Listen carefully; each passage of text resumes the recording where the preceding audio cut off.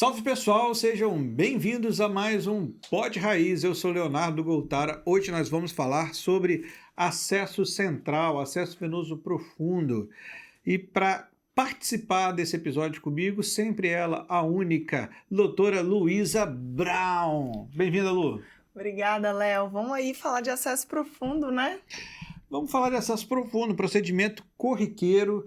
Tem muita gente por aí que vai chamar de acesso central. Procedimento corriqueiro, procedimento que todo dia está acontecendo em alguma UPA, todo dia está acontecendo em algum pronto-socorro desse Brasilzão afora, mas que as pessoas ainda têm dúvidas, assim, se eu devo ou não devo fazer. Não tem como fugir, né, dessas indicações, né, Léo? Exatamente. Então, vamos começar falando sobre indicações. Quando a gente deve instalar um acesso venoso profundo, Luísa? Eu acho que uma das primeiras indicações, assim, que eu vejo, Léo, primeiro é falha de acesso periférico, né? Eu acho que num contexto, pensando até numa UPA da vida, a gente pensa, né? Um paciente que não tem de maneira nenhuma acesso periférico, ele vai precisar garantir um acesso que a gente chama de profundo ou central, né? Acho que essa é uma grande indicação. Deixa eu até complementar, vou te pedir licença para complementar. Falha de acesso periférico na necessidade absoluta de acesso venoso. Exato, que fique dito. Que fique dito, porque tem muita coisa que o paciente não tem acesso periférico, mas com boa vontade a gente pode fazer intramuscular, subcutâneo, podemos fazer inalatório, oral, enteral, mas muitas vezes não tem jeito, a gente tem que fazer venoso. E aí, se você tem que fazer venoso e não tem acesso periférico, está indicado um acesso profundo. Um acesso profundo.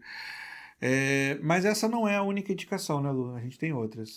Existe assim, as medicações que precisam realmente serem feitas exclusivamente em acesso profundo, né? A gente tem a clássica e as drogas vasoativas, mas principalmente quando a gente pensa em nora, né, Léo?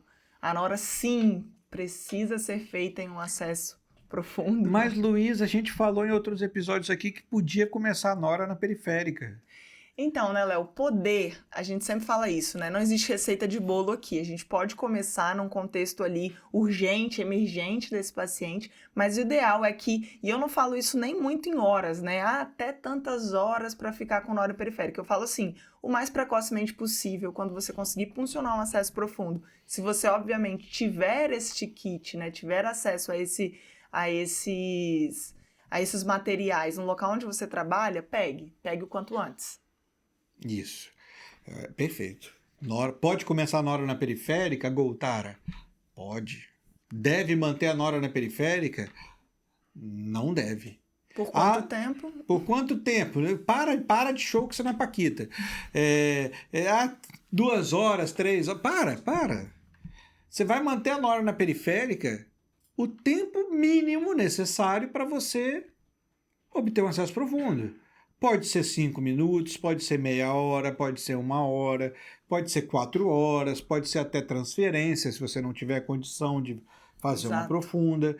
Tem trabalhos que mantiveram nora na periférica por dias a fio, mas em condições super controladas, fazia ultrassom do acesso, não era uma periférica qualquer, uma basílica, a enfermeira verificava ali 3 vezes ao dia, a patência do acesso, o acesso estava perfeito. Então pode sim fazer nora na periférica. Agora, eu acho que é muito temerário a gente recomendar para a nossa audiência que mantenha a nora na periférica. Então eu concordo contigo, tá? Concordo super.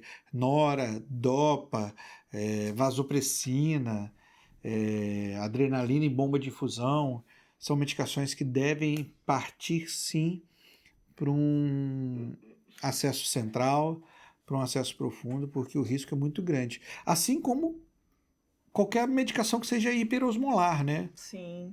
Dieta, né? NPT, a gente precisa garantir um acesso. A NPT é um exemplo clássico da medicação hiperosmolar, embora vamos combinar que a NPT já tá... não é assunto do nosso da emergência, né? Vamos deixar para pós-internação aí, né? Não tem NPT de emergência, mas fique dito, a gente também não é tão binário assim, o que não é emergência não é nosso. O emergencista também trabalha na terapia intensiva, o emergencista também trabalha em outros locais. Mas Medicações muito hiperosmolares também devem ir para o acesso central, acesso profundo. E algo que eu gosto de dizer muito, Léo, que é até um contexto que eu vivo, né, diariamente do APH, é a gente pensar naquele paciente que eu não considero nem como falência de acesso, mas às vezes é aquele Kinder Ovo, né? Você vai buscar um paciente, tá com acesso venoso periférico, e você chega lá, o acesso tá no dedinho. Na unha. Um gel com ele, um 24 no dedinho. E aí alguém fala que você tem que botar na ambulância, Lu, e levar por 120 quilômetros até a capital.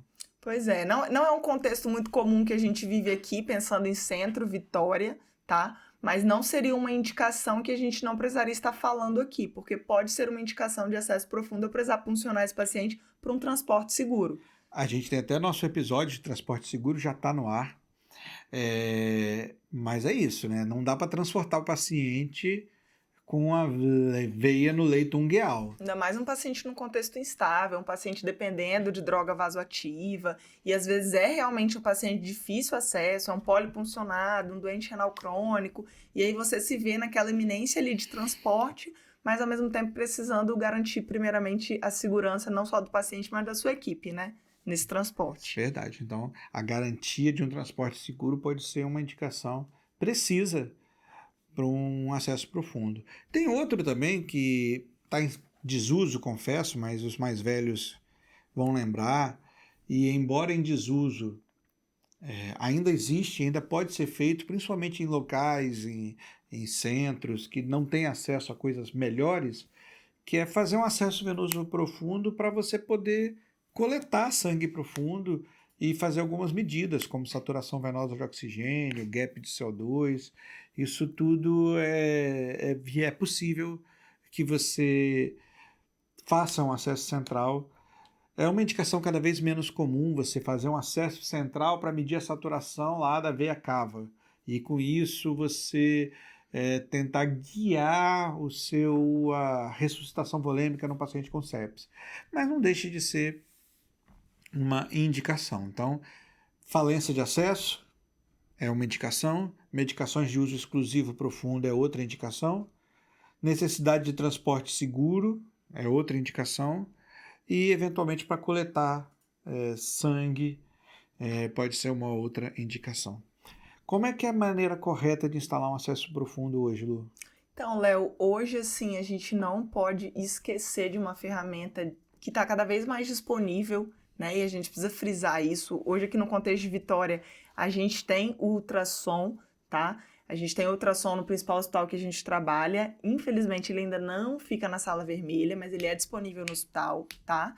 E a gente também tem nas principais UPAs aqui, a gente já tem essa ferramenta que é o ultrassom. Então, o que eu tenho de dica para todo mundo é, se você tem ultrassom disponível no setor onde você trabalha, use-o para puncionar um acesso profundo. Tá bom? E se você não tem ainda a expertise para mexer com ultrassonografia, gente, ninguém está falando de fazer ultrassonografia como se fosse um radiologista ultrassonografista, laudar as coisas, não. É usar o ultrassom como extensão do seu exame físico para você guiar o acesso, você guiar o seu procedimento.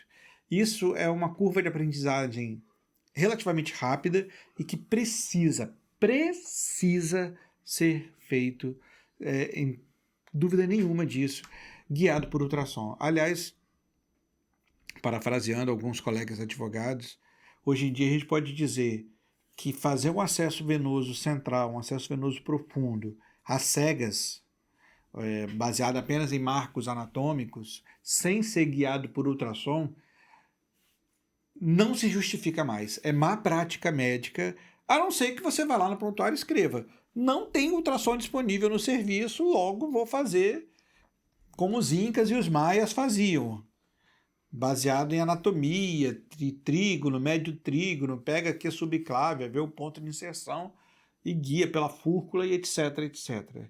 Se não for por absoluta ausência da disponibilidade da máquina de ultrassonografia, não cabe mais fazer ultrassom às cegas, fazer punção às cegas hoje em dia. Isso é uma prática e inclusive é passível até mesmo de processo ético-judicial caso você tenha alguma complicação com aquilo ali. E é comum, a gente sofre isso às vezes, né, Léo, nos estágios, assim, a gente fala assim, não, você precisa funcionar, esse negócio de ultrassom é Nutella, né, quero o método raiz, é porque você não sabe funcionar. Então, assim, eu acho que a gente nunca vai abandonar a anatomia, acho que a anatomia é sempre é aquilo que eu falo, é o marco zero, né, a anatomia é o marco zero pra gente fazer uma punção, mas tendo o aparato do ultrassom não tem justificativa, não tem staff no seu ouvido que vai fazer você não utilizá-lo para fazer esse procedimento. E método raiz é o cacete, porque raiz de verdade, emergência raiz, pod raiz, faz do jeito certo. Exatamente. Faz com ultrassom, não faz... Quando a gente chama emergência raiz, residência raiz, pod raiz, ninguém tá querendo falar em... Tupiniquim, não. Tupiniquim, não, exatamente. A gente quer fazer certo. Isso é ser raiz. Exato. Fazer errado... Esses são os Nutella. Exatamente. E aí, Léo, existe algum local que a gente prefira a sua prática aí? Existe, assim, tem evidência que fala, ó, talvez seja melhor uma subclave, uma jugular? Quais são os locais, geralmente, que a gente pode puncionar esse paciente? Lu, eu tenho a minha resposta, mas eu vou dar a resposta da literatura primeiro. Funciona onde você tiver anatomia favorável e que você tiver mão boa para pegar, se você tiver com a mão treinada. Essa é a resposta da literatura, tá? Na minha prática, eu venho da escola pré-ultrassom, onde o ultrassom não existia. Eu tive que aprender a funcionar com ultrassom quando eu já sabia funcionar sem ultrassom muito bem, obrigado. Então, assim, eu sou subclaveiro. Eu acho que a subclave é um acesso fácil de ser feito. O ultrassom pode ajudar.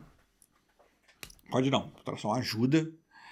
E que é um acesso que depois fica mais fácil de manipular pela enfermagem, fica mais confortável para o paciente se movimentar, é um acesso melhor. Mas hashtag todo respeito à galera da jugular. Se você deixa aí nos comentários desse vídeo, você é time jugular ou time subclávia? Eu sou time subclávia. Lu, eu sei que é time jugular, né, Lu? Time jugular. Mas, enfim, eu gosto da subclávia. E a femoral, os infectos já não...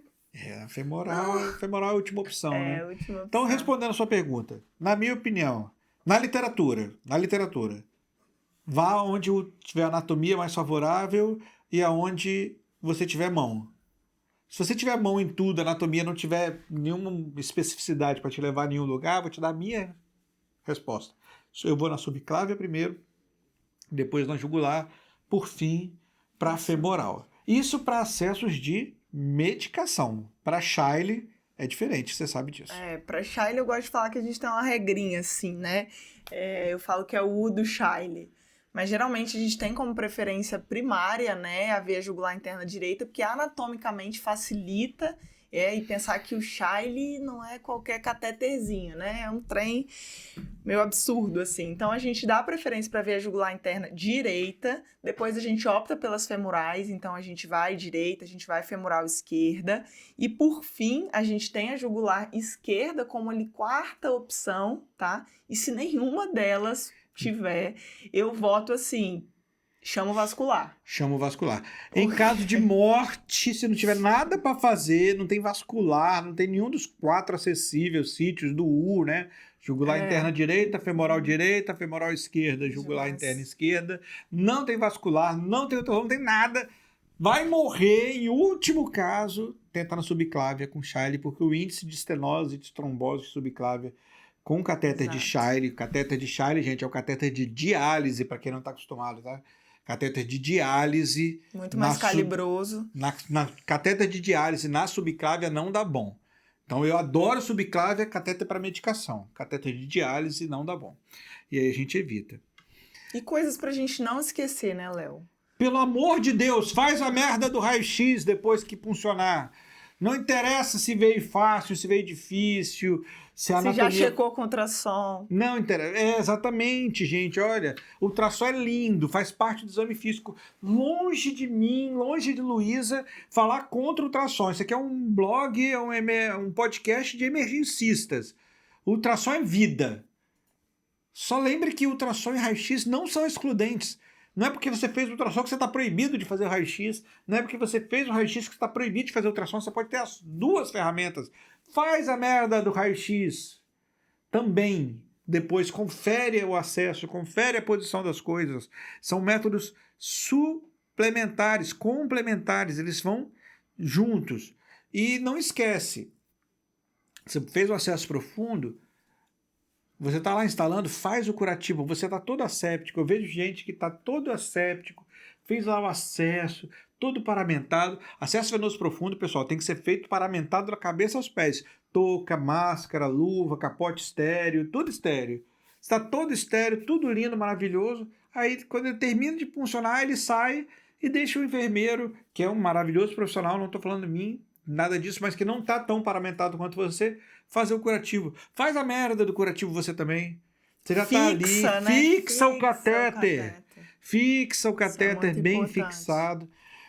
Eu acho que não cabe muito aqui nesse podcast, a gente não está dando uma aula propriamente dita De punção, né? de punção, de mostrar como é que fixa, mas fixe bem fixado, seja caprichoso com o catéter, seja caprichoso com o curativo, isso vai fazer diferença no final. Porque é uma porta de entrada, né, Léo? Os infectos aí surtam quando a gente fala de dispositivo invasivo assim. Então vamos tomar cuidado com os catéteres, vamos higienizar, vamos manter o curativo limpo, vamos tentar fazer o mais asséptico possível, né? Isso.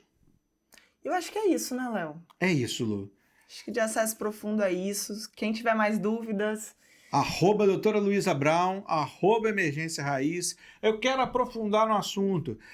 Tenho emergências do zero, tenho ventilação mecânica do zero, tem um monte de coisa legal, gratuita e paga na internet para ver, lá no Emergência Raiz. Luísa está entrando para a gente com o time, como mais uma professora do time. Venham, se aprofundar. Eu quero me aprofundar mais ainda. Vem fazer residência com a gente. A gente está aqui para receber vocês. Minha vaguinha vai estar disponível daqui a pouco, se Deus isso quiser. aí, Lulu já está formando emergencista logo logo. Graças a Deus. Tá bom, gente. Um beijo e até o próximo episódio. Tchau, tchau.